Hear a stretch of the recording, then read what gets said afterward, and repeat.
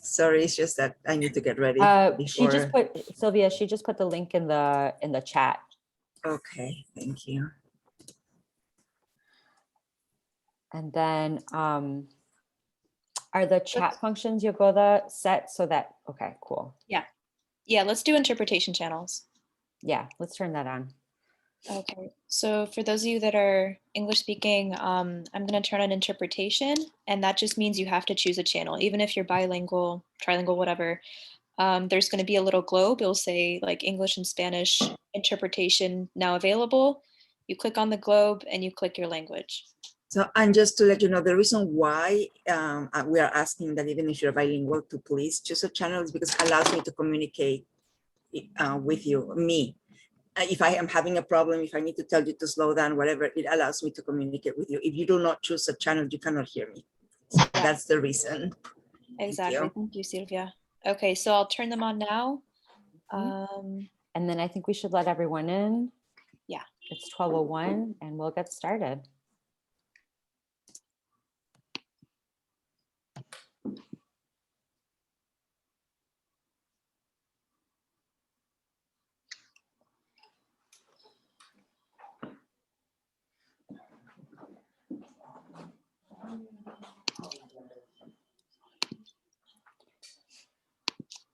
Hi, everyone. Thank you so much for joining the Ed Works Townhall.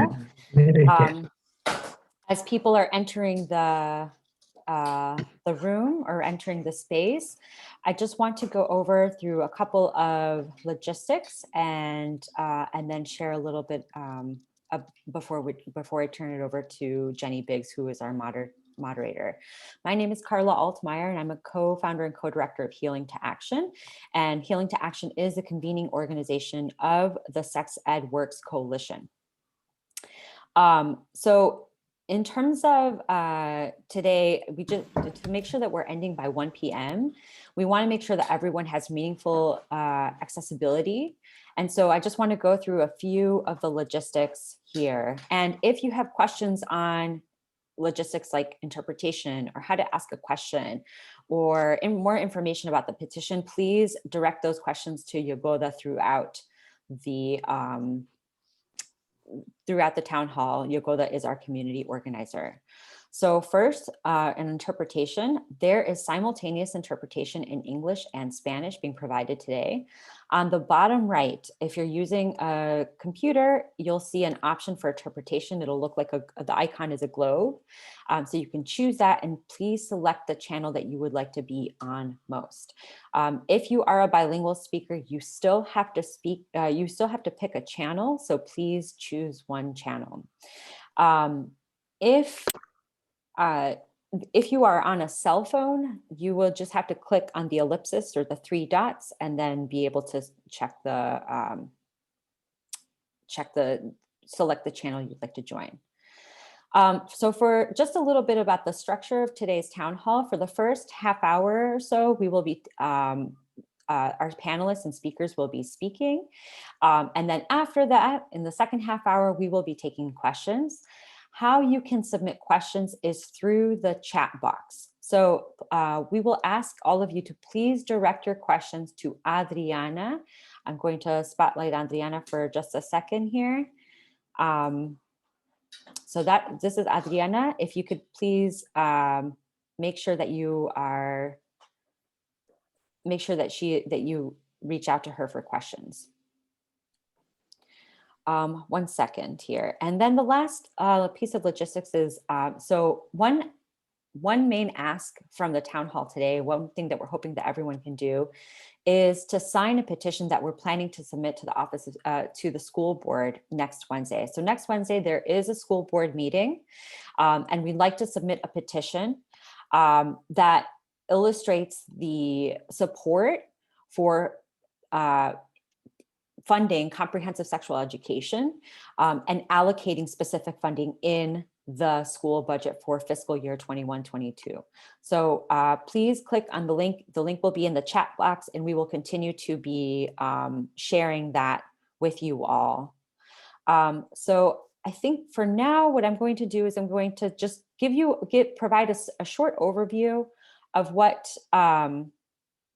I will be providing a short overview of why we're here, and then I will be turning it over to our moderator, Jenny Biggs. So for some of you, you may know that last December, CPS passed a new comprehensive sexual education policy that did not incorporate any of the recommendations by the almost 200 youth, caregivers, and educators to ensure that sexual health educators receive robust training and that caregivers receive additional support. These community members voiced the need for an investment in the social emotional learning of youth given the Healthy CPS survey data from 2018 that showed that over 70% of CPS youth did not receive comprehensive sexual education as promised under the 2013 policy. When we confronted Dr. Fox, when confronted with this data in December, Dr. Kenneth Fox, who is the Chief Health Officer of CPS, was quoted saying that the data was, quote, ancient history. And during the school board meeting, Dr. Fox also dismissed the almost 200 comments, arguing that they were more about implementation than policy. So since that time, Healing to Action and Sex Ed Works Coalition members have actually engaged CPS to work towards ensuring caregivers receive tools and resources to support their youth in learning sex ed and that educators have more training.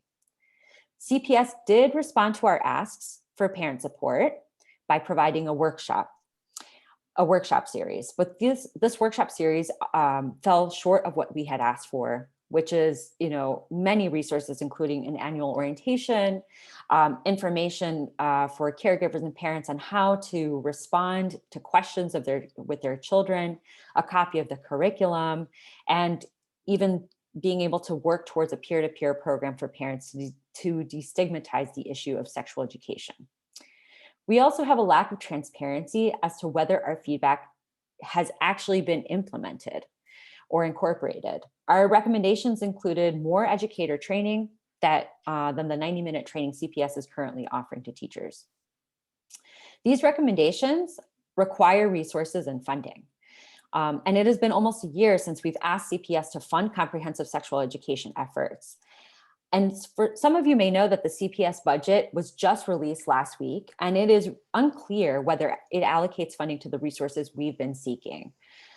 We've made several attempts to seek clarification on the budget and reached out to decision makers like Dr. Kenneth Fox, but they have not responded to us with clear responses on being able to say whether the budget has allocation specifically for comprehensive sexual education and whether it goes towards the resources that we were seeking.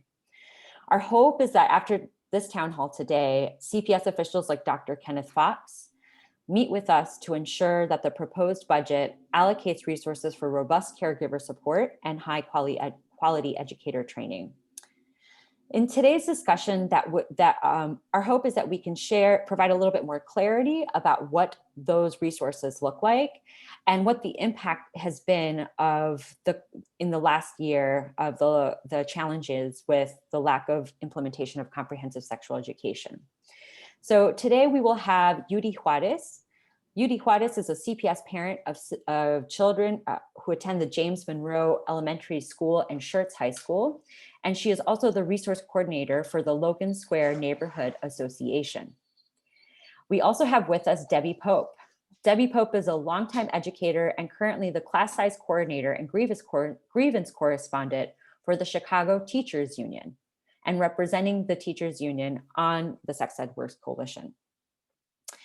We also are glad to have with us Robin Thompson.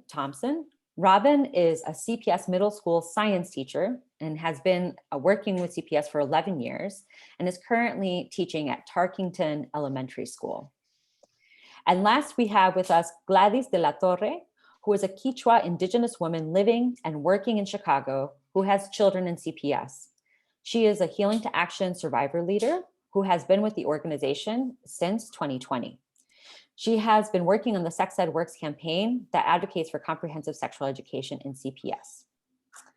Our town hall will be moderated today by Jenny Biggs, who is the Communications and Outreach Director at Raise Your Hand, an organization that engages, informs, and empowers parents to protect and strengthen public education. Thank you all again for joining the town hall. I will now turn it over to Jenny to begin engaging our speakers with questions.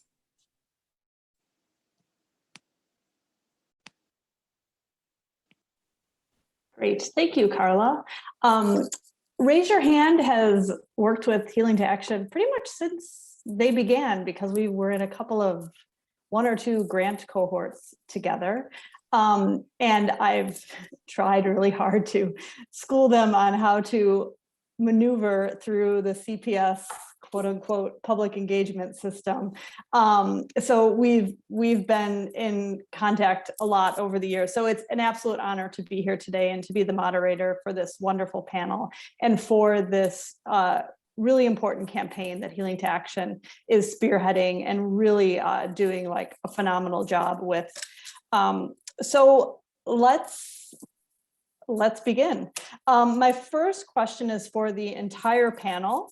And it is simply, what makes sex ed so important or urgent right now? So I'm going to let Yuri answer first.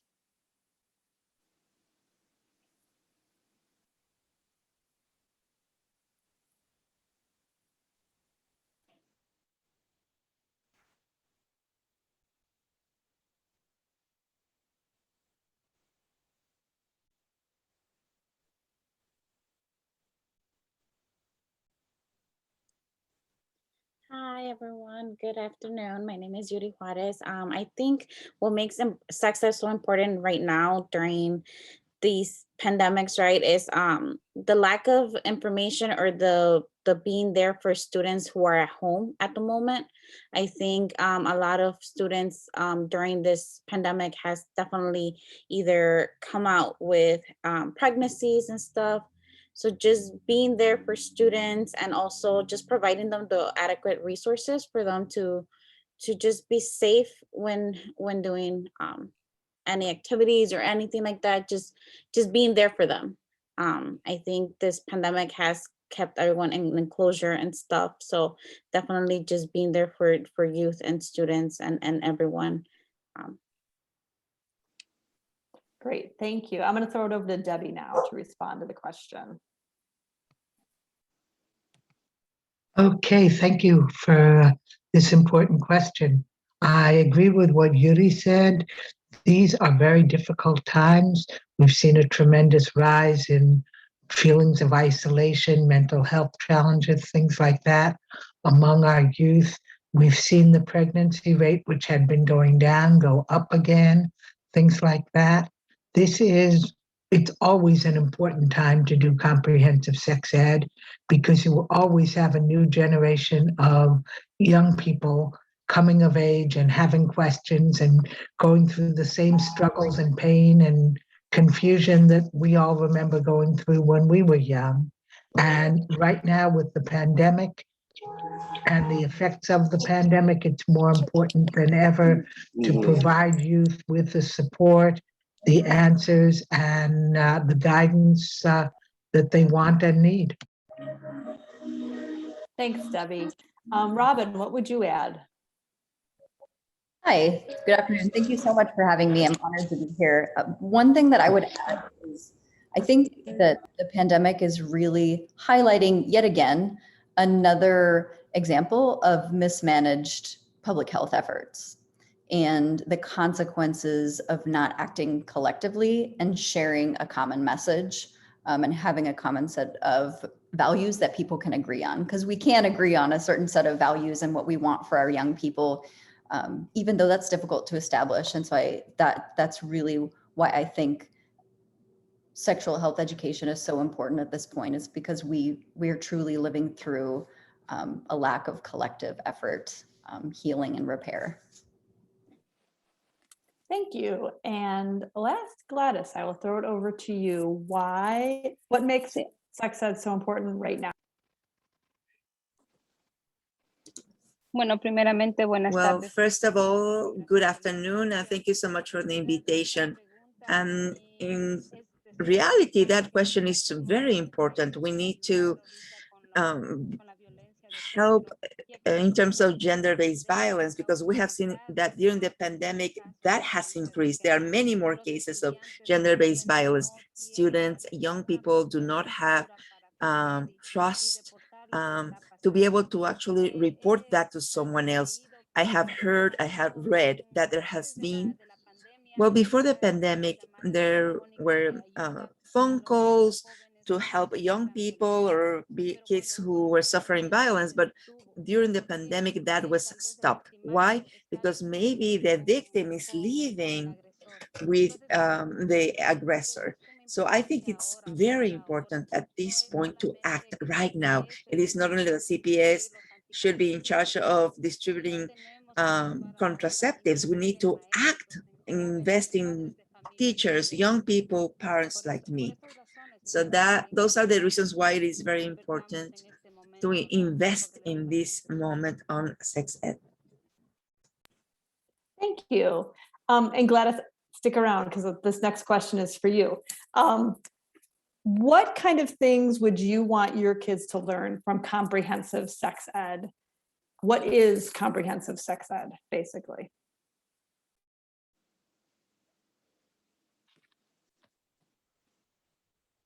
Bueno, yo lo que Well, me gustaría que mis what I hijos would like my kids to learn, well, I am a mother. I have two kids, and one is 9 years old, and my other son is 15 years old. And I would like them to learn to distinguish what is good, what is bad, to know what is a good caress, what is a good or a bad touch. Also, I would like the young people to have the trust, to feel the trust, to talk to parents, to teachers, to tell us what is happening to them so they feel safe, so they can tell us, trust in us and tell us what is happening so we can then also give them the tools that they need so they can try to grow feeling safe. So there is an integration, a respect among everybody. So that is what I expect and hope for. Thank you. I too am a parent of 3 and I completely agree. And speaking of parents, my family has been involved in 4 Chicago public schools, and the sex ed at all of them has been, it's nothing consistent, and every year is different. It's just been kind of like a hodgepodge of throwing things together. And I'm going to throw the next question to Yuri. As a parent of CPS students, you have kids at Monroe Elementary and Schurz High School. What does sex ed look like at these schools? And what are other parents saying that is needed at your schools to actually fulfill the promise of comprehensive sex ed? Yes, yeah. So my daughter does attend James Monroe Elementary School, and I know that from just having conversations with her, just listening to what it is that they're being taught is a lot of worksheets. Definitely, she is about to be entering into 7th grade, and the last worksheet that she could remember was back in 3rd grade. So definitely, just seeing the gap of not the consecutive teaching per grade levels, it's something that kind of alerts. I think sex ed should be from very start to when they get older, just so they can know those facts and know that information and have a consistency of getting the correct information. And for the Schurz High School, I definitely don't have a kid there. I work there, but just listening to the parents and the communities, I even spoke to some youth that said that the one that gives them the class, the instructions, like, the whole curriculum is PE teachers. And talking to youth, and just listening to their stories saying that, well, I don't think my PE teacher was very aware of all the stuff. There were some questions that either were like said, well, we'll answer later and never got to it. So definitely just listening also to the youth, but then the parents. I work with a group of parents who have been very vocal about the sex ed, and just hearing from them that they do have kids in that high school, definitely just saying that they'll wish to be a little bit more curriculum behind that subject, just because if it's a PE teacher is doing it, like how sure are they that he's getting the appropriate like curriculum? Like, does he know what he's doing? Does he know what he's talking about? Is he being trained to do this in that setting, in that level of high schoolers? So just keeping that in mind, that we need this to be like every year, and that it needs to be from a person that knows what they're talking about and teaching is very important, regardless of what age they're in. They could be in elementary, they could be in high school. This information is still very, very important, and it needs to be taught by someone who has that training and has that the way to answer to youth who have questions. Thank you. And thank you for bringing some youth perspective into your answer as well. That's super important for us to hear. I'm going to throw the next question to Debbie. CPS recently said that they decided to not issue the Healthy CPS survey for 2020 due to the timing of the reopening due to COVID. What's your reaction to that? Should they have conducted the survey anyway? What do you think, Debbie? Ideally, yes, they should have done the survey. But more importantly, I question, what does the survey actually provide us in terms of meaningful information? I have a lot of questions. I believe that it's important for CPS to be transparent and open about what they're doing. I want to know how many schools are teaching sex ed, how many teachers at those schools have been trained, how many students are actually getting a sex ed curriculum. I think it was Gladys, so someone just mentioned that their child had not had sex ed from 3rd grade to 7th grade. Well, those are some mighty important years when kids are going through a lot of bodily changes, a lot of social and emotional changes. I want to know what grade sex ed is being taught in. I want to know a lot more about the curriculum. I want to know more about the training. I want to know how many kids, are not having their needs met, because I want to fight for all kids to have their needs met. So a survey is important, but it's also important as to what is included in that survey. Great, thank you. Gladys, let's talk a little bit about the Healing to Action campaign, Sex Ed Works. Why did it start, and what is it exactly?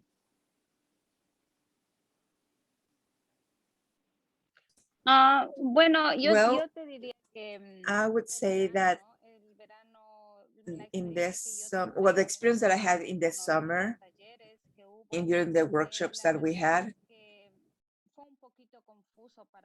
it was a bit confusing for me at first. As a mother of 2 kids, my first language is Spanish, and I think that was one of the inconveniences, the language. There were several parents who asked questions during the workshops, and they were not able to answer them. And I also read that CPS has had 280 participants in these workshops. And I think the people who went to these CPS workshops were people who already knew about the topic, but not people like me who did not know about the topic. So I think that these workshops that CPS offers should be improved. They should be improved to teach parents better. So what CPS should be doing is to have a direct contact with the community, a direct contact with the parents, with the educators, so that this issue, this topic is better known by the community, by the parents, because we do need a lot of information about that. So I don't know if this is what you were asking. I'm sorry. I responded the wrong question. No worries at all, Gladys. So the demand for the trainings that you're speaking of that CPS provided was that parents would get training on the sex ed curriculum, as well as the students are getting the sex ed curriculum. So parents and caregivers, in some cases and in some spots, will be learning along with the kids, right? But also to give parents tools to be able to have discussions with their kids and like further sex ed, and also just make it like not taboo, right? Like something you could talk about in your household. So I think what you answered was about the workshops that CPS said they provided as part of the Sex Ed Works campaign demand. And I think what you're saying is that that wasn't really what you were asking for. But could you backtrack a little bit and just talk about the Sex Ed Works campaign as a whole and how it started and why it started?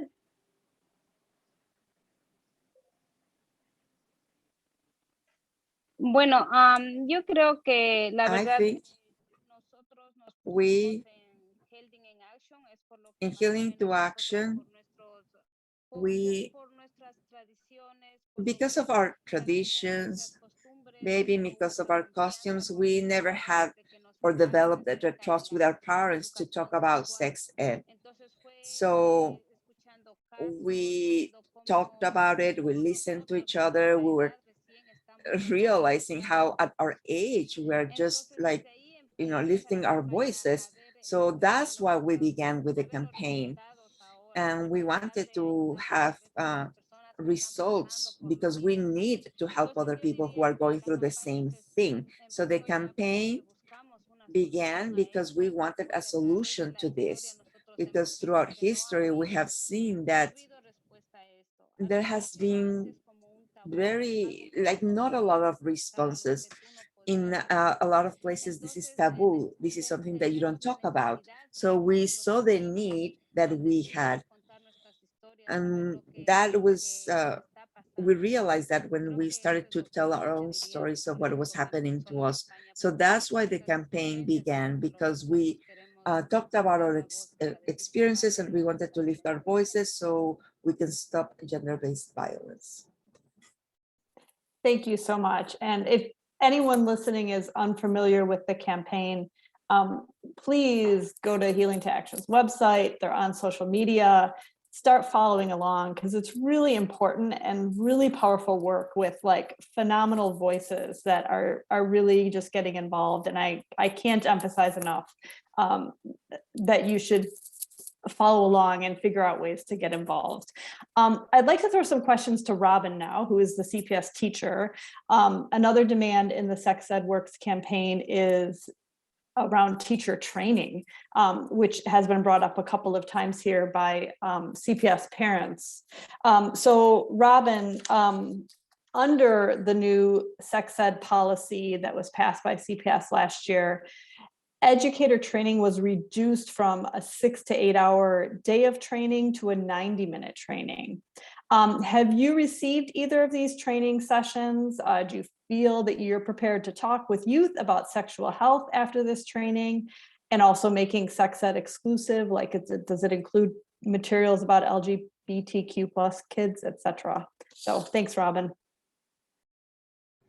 Yeah, so there's multiple tiers to your question, so please let me know if I skip any of them. I tried to write them down.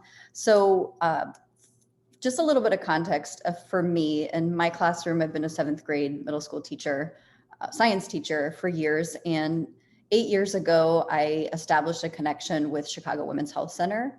So at that point, I brought one of their sexual health educators into my classroom for 8 sessions, and then was able to convince my principal about 4 or 5 years ago to make it 4 through 8. So we actually bring Chicago Women's Health Center into our school that does programming 4 through 8.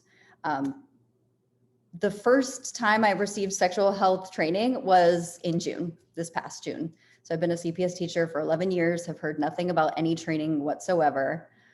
So this 90-minute training was the first time I had ever been asked to participate in a training. So I also don't think it's sufficient. I think the only reason I would feel prepared to teach sexual health to middle school students is because I've had the opportunity to watch an expert do that work for 8 years.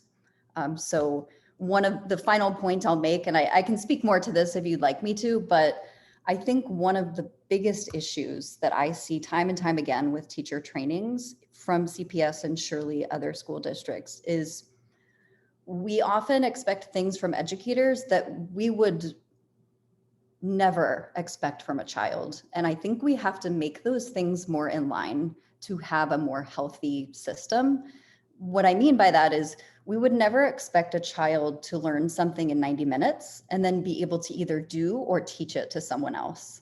And so I think it's just really damaging and unreasonable for CPS to expect an educator to do something well, especially something that is most of us do throughout our lives, which is engage in relationships with people and ourselves, or engage in sexual activity in some form with ourselves or others. And so we are reducing this very common human experience to a 90-minute session and expecting it to go well.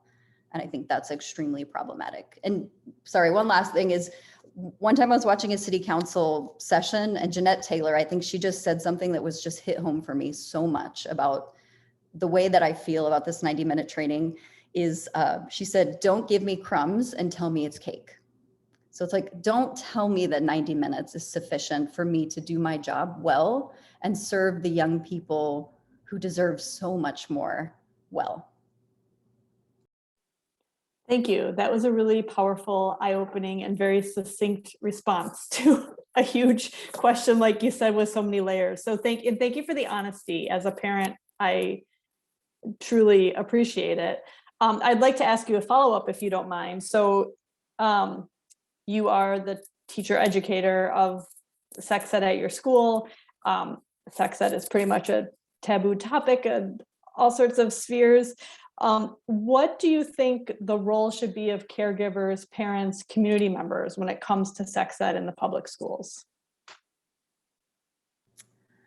So the health educator from Chicago Women's Health Center who comes into my classroom, we started brainstorming this dream that we have for next year. And I think what we envision is basically like a set of workshops where educators, families, parents, older people, all people come together and we do little workshops with students. So they're hearing from a variety of adults in their lives in the community about different topics, different experiences, because I think only discussing sexual health with a teacher, that's just not part of our lived experience. So I think really coming together with community organizations, bringing a broad group of people together is essential to really make sure that we aren't providing like just a lens, only one lens through which to view sexual health. So yeah, I think just the first thing is communication with a broad group of people, such as events like these. Thank you. All right, I'm going to throw a question to Debbie now. Raise your hand. We do a lot of work with special education students, parents, etc. And this has come up a lot in our Facebook groups and via people sending us messages. And it's basically this. The new CPS policy states that, quote, students who are designated as diverse learners must be provided medically accurate, developmentally appropriate sexual health education. Part of the solution is to educate one special education teacher for the school to teach all diverse learners. How have educators reacted to this part of the policy? Because I can tell you parents are not happy about this. I'm going to call this a no policy policy. This policy isn't real. Children who are diverse learners are extremely diverse themselves. I had a conversation a couple of weeks ago with a special ed cluster teacher. Cluster teachers are teachers who deal with students who have very severe and profound problems or who have problems that are low incidence, meaning that there aren't that many children with these particular issues, so they are clustered together to be taught in a school, not in every school. And this teacher's students are all middle school age, and most of them are nonverbal, meaning they have not learned to speak and are not likely to be able to learn to speak. Yet they are going through the same hormonal changes that all kids of those ages are going through. how do you expect a special education teacher who may work with students who have challenges learning to read normally to be able to work with that group of students who have these severe and profound needs? How do you adapt a curriculum which is based on words and discussion and things like that to kids who don't really understand language? All of these are very important questions, and these kids are very vulnerable and are very frequently taken advantage of in so many situations by young people who are trying to find and figure out their way. And rather than locking them off in a room somewhere, we need to give them on their own level the tools to assert what their emotions tell them, what they want to do, and the tools to be able to not do things they don't want to do. And that involves a very different kind of curriculum. You can't just take the curriculum that exists and cut and paste it into a special ed thing and say, okay, we're going to modify and say instead of answering 8 questions, you only have to answer 4 questions. It just doesn't apply in some of these cases. The other thing is we have kids in our special education diverse learner programs who are kids with very severe emotional problems and psychological problems, and those kids need special help in this area. They probably need a lot more time to discuss these things, to understand how to relate to other peers with these issues and things like that. So I think that statement is like, it's like telling a 400-pound man that all these t-shirts are one size fits all. There isn't anything like that going on here, and CPS should stop pretending and should do the real and difficult work of developing the curriculum they need for these students. If I may add really quickly too, one special education teacher teaching all special education kids sexual health is simply not how schools function either. Almost all, if not all, special education teachers do not have access or minutes with every child with an IEP or a 504 in that school. So it's just not real. Thanks. I was kind of wondering about the logistics as well, but I kind of forgot about it. So you just brought it up like, yeah, that's so I guess it important looks to have a good teacher on on the paper. panel. Yes, exactly. It's exactly. You really have to know the logistics of what's happening at the school level in terms of staffing, the facility, even classroom use, et cetera, et cetera. Speaking of like gaps, I'm going to throw a question to Yuri again. We know that parents and community organizations play a pretty big role in bridging gaps in CPS. So when there are needs in school communities, such as, you know, not just advocating for sex ed, but maybe providing resources to make sure that programs like this exist, even though they, by policy, they should be existing already, right? What is the role of organizations like LSNA in bridging these gaps at the school level?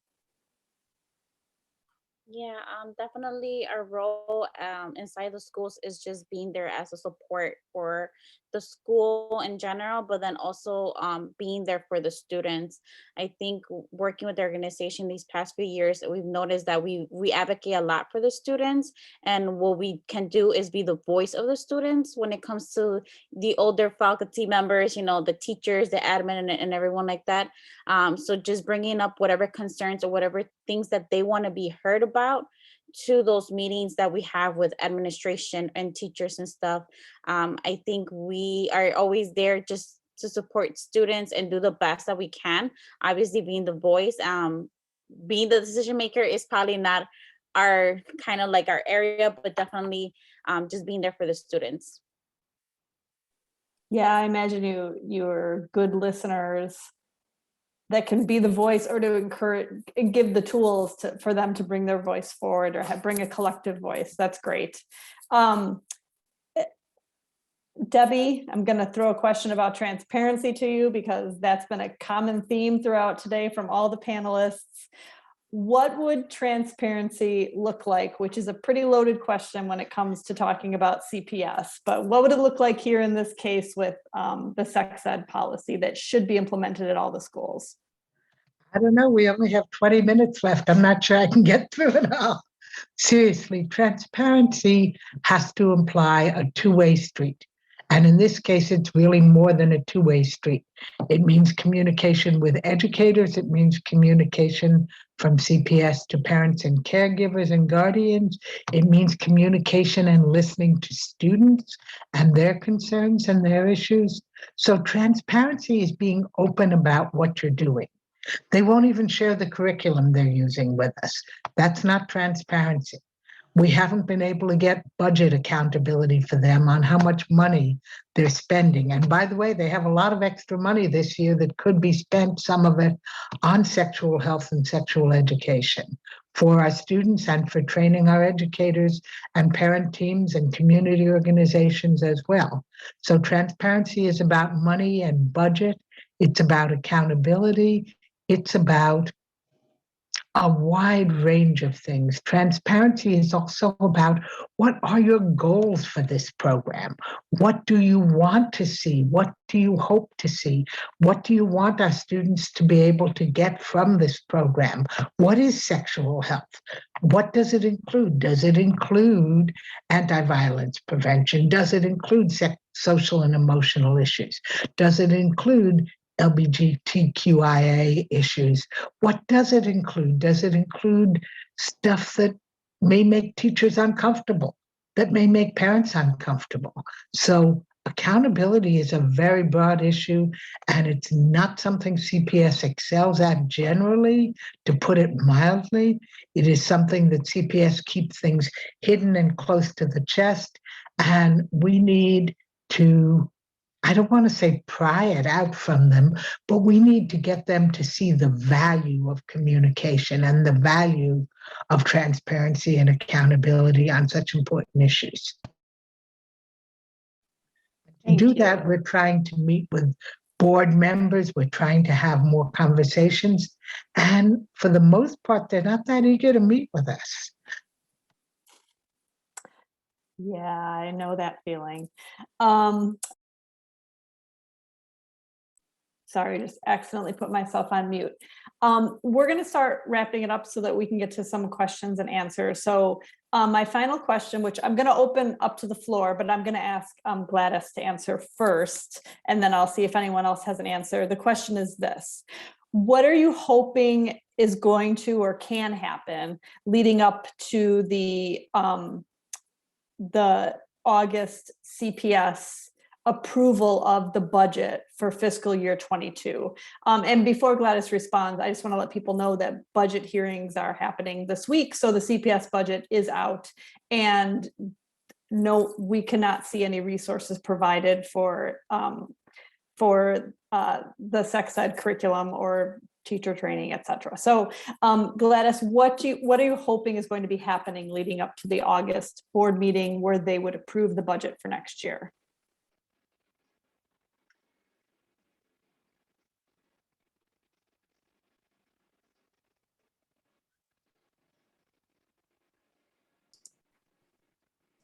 Bueno, yo trato Well, yo espero, ¿no? I Que hope that CPS guiando listens to us, conciencia y se den cuenta que that they realmente become es conscious una de las that they are instituciones an más grandes de Chicago. institution, they're one of the biggest institutions in Chicago, Tomen conciencia y se but den that they have cuenta to be que ellos están conscious haciendo that llegar a la violencia they género, have to do porque a si lot ellos in hacen terms of inversión helping en los maestros, ending en los padres, gender-based es una de violence. las If they cosas que más invest on adelante va a parents, intervenir, teachers, va a cambiar la anybody who vida de los interacts with niños. students, then Si nosotros the nos future of ponemos those kids can be me changed. parece que se den So cuenta we que los niños, los have to jóvenes make sure tienen that CPS todo realizes that para the tener young una people are mejor the future sociedad. of tomorrow, Están so we can empujando have para an aim to have a Chicago better tiene society. mucho que ver Sexuality con is lo que so son los important. sentimientos. It comes Entonces, together with cuando un feelings. niño So when a está kid altamente or a young consciente o person is influenciado assaulted de alguna otra sexually or is suffering motivo any kind of positivo, violence, hemos visto well, como we have resultado seen that the results are that there are people nunca lo that han superado will never be able to overcome that. So CPS should be conscious of that and realize what is happening. So through the campaigns, as the one Healing to Action has, we are trying to lift our voices. We need more support. We need CPS support so they can help us to continue to help people that have suffered violence. We see a lot of examples of these and cases, kids that have to take care of other kids, young pregnancies, a lot of violence, and CPS knows that. So I'm trying to be positive and think that CPS has realized that this is a moment to take the first step to stop this. And they have to also put themselves in our shoes and realize that we need a change for society. And that we need to make changes, even in our community, in our environments, everywhere. So I hope, and I'm being positive that they're going to be helping us so we can continue with our fight.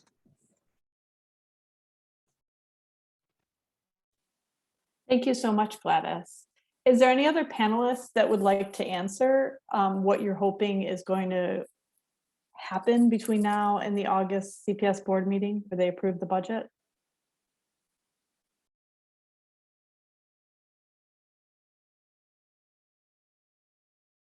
Miraculous transformation? I mean, I'll add just a tiny bit because I do want us obviously to answer some questions. I think one thing I wish CPS would recognize is a school system can't do everything to meet the needs of all the children.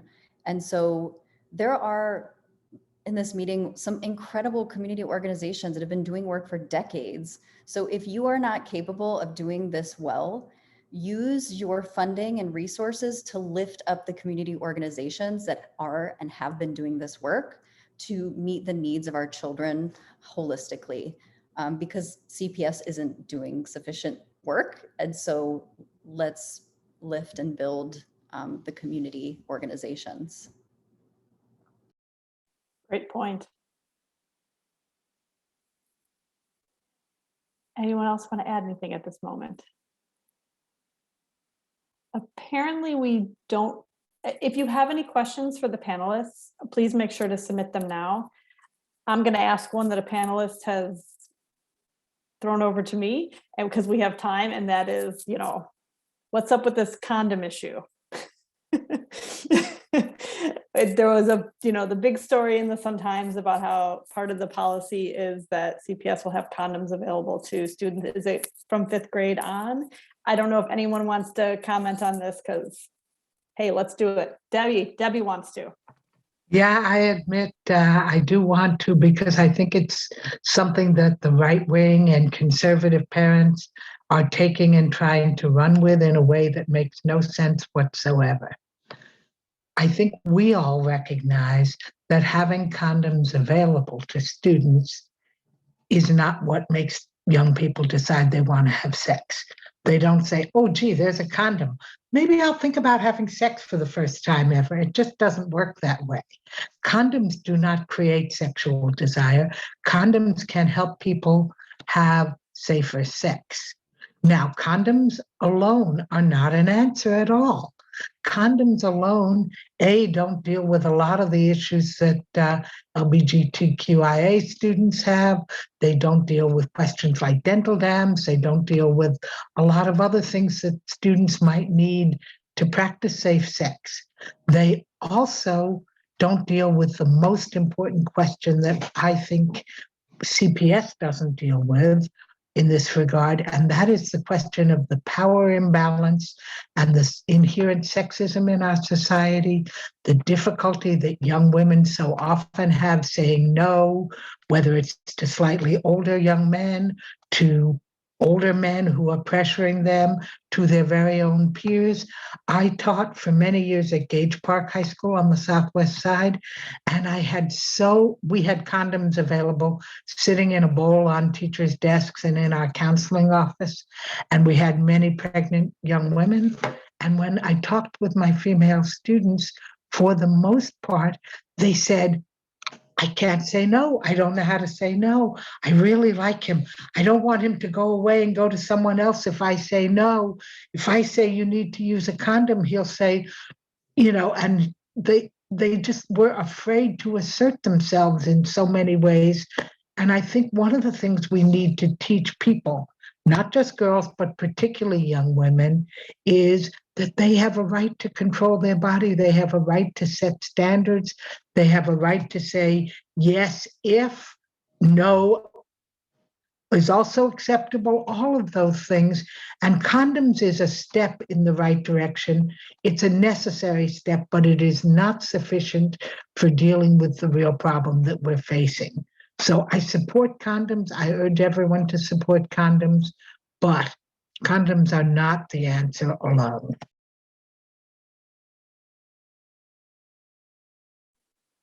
Thank you, Debbie. Does anyone else want to add anything to that?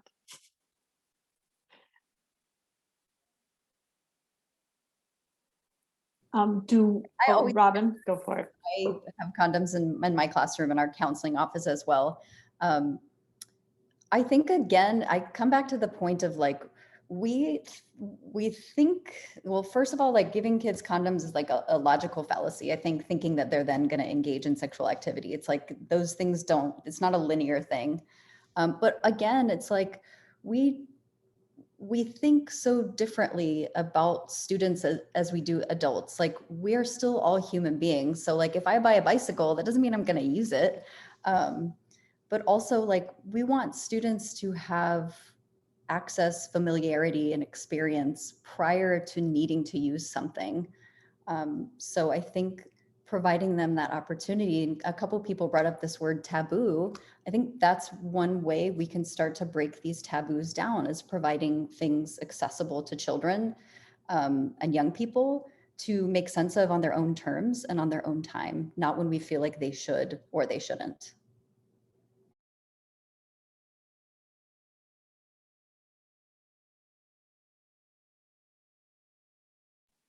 All right, someone sent me a question via direct message, so I'll throw it out to the panel. With the passing of HB 156 to ensure all CPS bathrooms will be stocked with menstrual products, how do we make sure this is implemented? It doesn't slip through the cracks like a similar bill passed in 2018. This person has tried contacting the CPS Board of Education to get insight into the budget/product distribution, but can't get through to anyone. Do any panelists have any comments on this, or do we have specific information about how different schools are handling it that might be helpful as well? Jenny, this is Carla. I will answer this question. So, Awesome. And again, there is, because of the lack of transparency, we don't actually know. So even with the condom policy, it's a mandatory policy. We don't know how any of these policies will be implemented.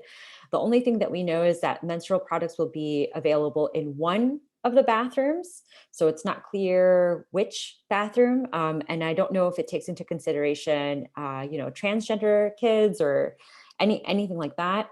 And it's not clear how they'll ensure that there's enough resources for the kids who would need them. So in terms of continuing to reach out to school board members and CP and members of the Office of Student Health and Wellness, those are the same people that we've been reaching out to and getting, responses that really don't provide the transparency that we seek in knowing exactly how these policies are implemented. So, we are happy to continue. We are happy to elevate this issue as well as part of the campaign, just because it all matters.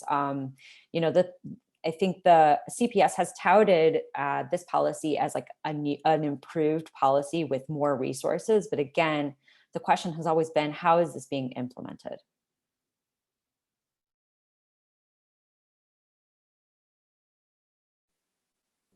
I would add contact the principal at that school.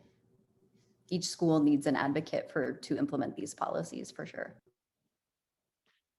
I would also say that it is something potentially that we can do some kind of maybe quick survey in a House of Delegates meeting with our delegates from the different schools, or that we can add to some question that we send out in a survey or something like that and try to get responses through the union as well. Thank you. I would also add going to a local school council meeting and bringing this up during public comment. And even if they could put it on the agenda as a discussion item, that's something parents would be interested in, and students too. I have another question via the chat, which is a good one. What is Healing to Action's plan to organize school by school?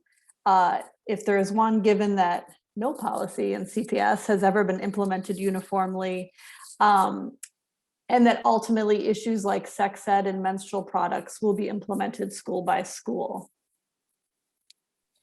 That's a really great question, and that's something that we're still in the process of developing a concrete answer with our leaders. But I will just say there are a couple of vehicles that we've been thinking about leveraging. So one is, the Office of Student Health and Wellness does have a mandate to be able to provide technical assistance to the schools, and so we think that there could be better transparency in the Healthy CPS survey reporting.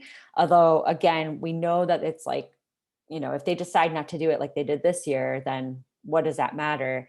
But our hope is that there could be some reporting mechanism that is clearer in terms of understanding what's the plan of each principal to implement the sexual education policy, and have they met that implementation plan, right? Being able to at least know what is happening. I think the second thought, and this is, I think, a more long-term goal, is to really make sure that the local school councils have the tools to be able to first know about the sex ed policy, because I think many of our leaders in Healing to Action space, they've been a part of LSCs and they never knew that their school had to implement this mandatory policy. So one, informing the local school councils, and two, equipping local school councils to be able to actually ensure that there's metrics to be able to meet and implement that policy. So that, I think, is our long-term goal. That's not the perfect solution, though, given that there are schools with whose local school councils may not be well resourced or may not be functioning as we need. And so that is another challenge, but at least having that oversight that is informed by parents and led by parents might actually ensure that schools are implementing this policy.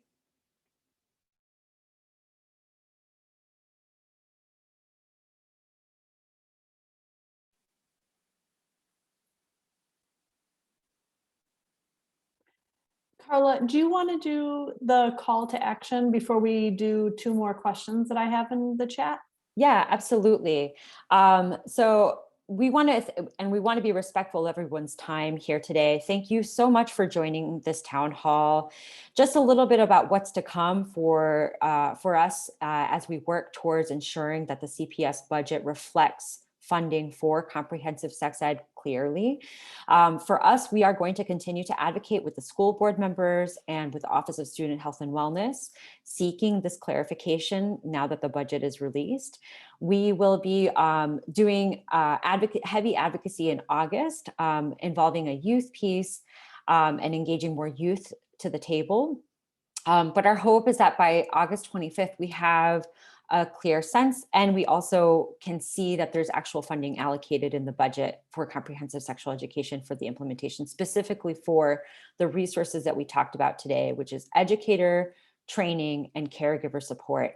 So something that you all can do now to work towards that impact is signing the petition that we've been circulating in the chat box. I think if Yogoda, you could circulate it one more time. This petition, we are planning to submit it to at the next school board meeting, which is next Wednesday, July 28th. So if you could please sign the petition now, and then we can submit it to the school board meeting next week. But showing that there is support for this type of funding, support for this kind of educator training and caregiver support that goes beyond what the policy has said, that addresses really the needs of the community. That is what we're hoping to, that is what we want for those decision makers to see. So again, please sign the petition. That is something that will really help elevate this issue. And if you're interested in collaborating in some other way, please feel free to reach out to us. I'll put down our email addresses in the chat. Thanks, Carla. And just so everyone knows, it is 1 o'clock. But I have two people have submitted a few questions. So if any panelists could please stick around to hear the questions and possibly answer them, that would be great. And if you need to go, thanks again for coming. But I'm going to go ahead and ask these series of questions. So from one attendee, they'd like to know, this is a really good question, how do we make this issue important to those who may not have children, have children in non-CPS schools, et cetera? Clearly, sex ed or absence of has ripple effects across our communities. What's the strategy with those audiences? So what can we do to get this out beyond, CPS central people, meaning stakeholders?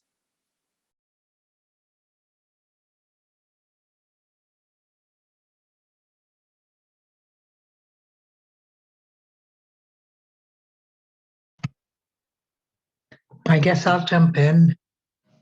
So I think this question can be posed to different people in different ways. I think one of the things is those of us who have children and or grandchildren or children who we're deeply concerned about personally should be talking to our friends, our community members, our neighbors about these issues, even though they're not always the most comfortable issues to talk about because of the taboos.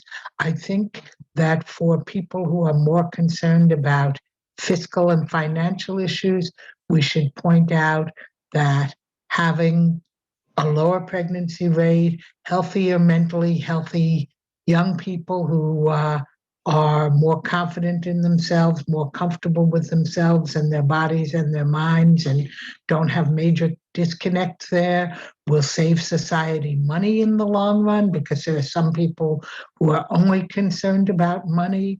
I think we can point out that it will lower violence rates in our society and in our community. And I think we can just try to point out to people something that Robin alluded to before, that is that we are a community and we have to have a community of interest and we have to all care about one another. Otherwise, things are not going to work. And we are seeing with the huge rate of violence in our city and with the divergence between the vaccinated and the unvaccinated, we're seeing so many different issues that polarize us. This is an issue we could come together on if people were willing to. I would like to add to this response. I think the important thing to recognize is that sexuality and gender are inherent to every single human being on this earth. And if we don't care enough about to give anyone tools to be able to talk about it, I think we're setting ourselves up for the continued gender inequality that we see in our society. So I think from that perspective, it's just really understanding that this is our responsibility for everyone, regardless of whether we have kids or not. Yo quería agregar algo también. I wanted to add something else to the question. I also think that we have,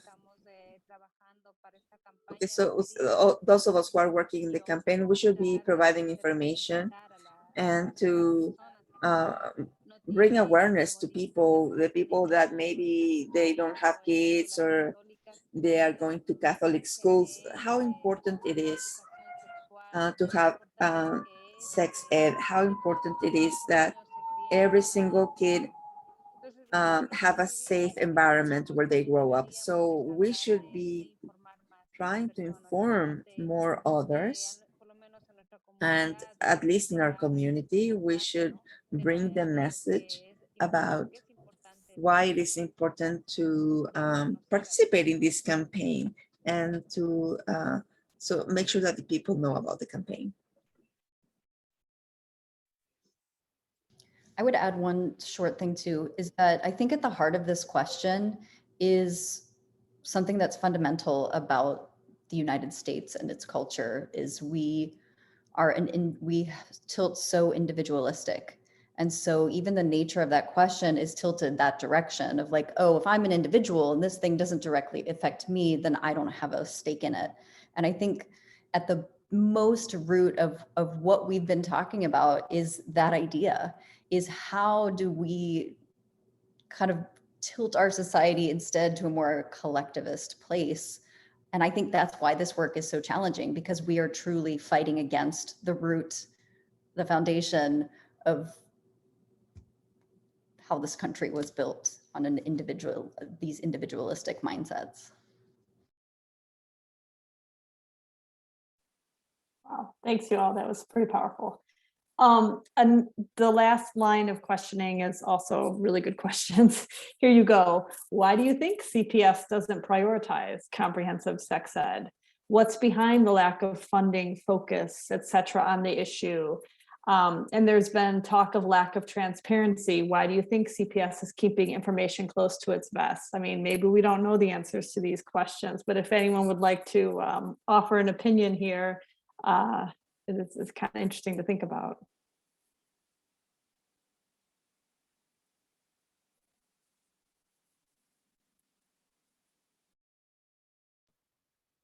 Well, one thing definitely is CPS focuses obsessively on those things that are tested by standardized testing.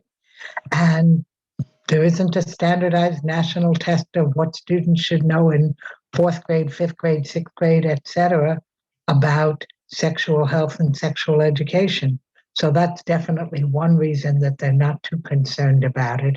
It doesn't go into their report card. Maybe it should go into their report card. Do you have a comprehensive sex education program at your school? So their sense of their accountability is one of the reasons. And also, they are victims of the same taboo training and the same avoid uncomfortable subjects. They are all, even though they are in an institution, they're all individualists, as Robin so aptly pointed out, and therefore they are not thinking about the collective good of our society and our students. They're thinking about what they have to do on their jobs as individuals, and they're also afraid of what they see as potential parent backlash or backlash from more conservative forces. So those are just some of the reasons that occur to me.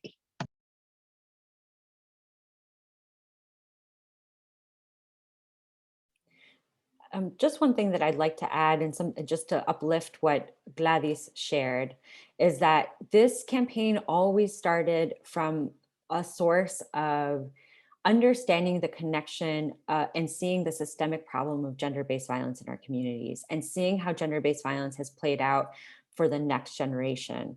And I think it would serve CPS and other institutions well to be able to see that the solutions that they're promoting are working towards those ends, working towards those goals, not just some kind of, experience that we don't really invest in. So for us, we see this direct connection between having these tools and how these tools can really help the next generation have better choices, to be able to make decisions that are informed for themselves and for their community, and for ultimately gender-based violence rates to reduce in the community. So that is what our hope is in seeing this, and we really hope that that decision makers can see this connection as well. Well, on that note, I think we should probably wrap it all up. Thank you everyone for coming today.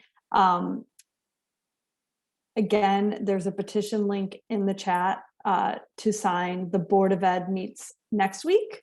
So Healing to Action would like to present this petition that there is, a lot of people that want to see resources put behind sex ed and CPS. The budget for next year is approved at the August board meeting. So you will see more Healing to Action actions leading up to the meeting in August as well. So I really encourage you to please follow Healing to Action on social media. Make sure you sign the petition that they're asking you to, and just pay attention for other activities that will be coming up and ways to get involved and spread the word. You know someone that is interested in this issue that you can, tell them to follow Healing to Action on Twitter or Instagram. That kind of stuff does make a big difference. And share the petition. If your school has a Facebook page, maybe you could put it on the Facebook page. If you go to a local school council meeting, maybe you could tell them about the efforts of Healing to Action, or ask what's happening in your own school around sex ed and other policies that CPS is supposed to be implementing at the school levels. So with that, I think I'm just going to wish you all a great day. Carla, is there anything you want to add at the end, or? No, just thank you all so much for attending the town hall. And Jenny, Robin, Yudi, Gladys, and Debbie, thank you all so much for sharing your time and your talents with us. And everyone, we will continue to be in touch with you. Stay tuned for emails. So thank you all. Have a great day, everyone.